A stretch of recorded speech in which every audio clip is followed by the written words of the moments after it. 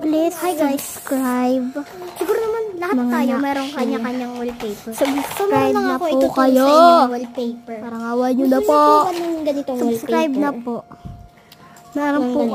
Pag nag-subscribe po kayo.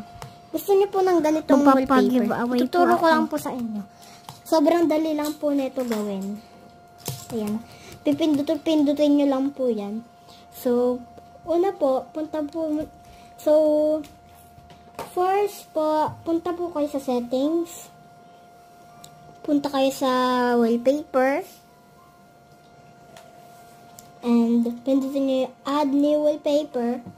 Yung kulay blue. Tapos, pindutin nyo yung Photoshop. Itong violet. And then, ano gusto nyo?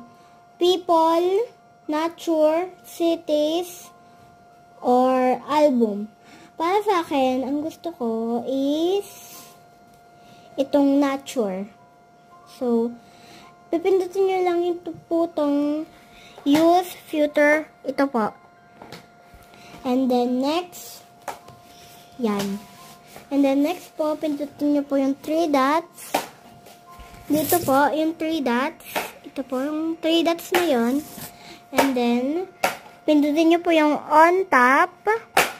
And then, pindutin nyo sa taas yung add. So, hintayin nyo muna pong mag-add, mag-saving. Tapos, set as wallpaper. And then, alis na po kayo dyan. And then, patayin nyo po. Balik po kayo. And then, ganun lang po. Ganun na po kadali. Sobrang dali lang po niya.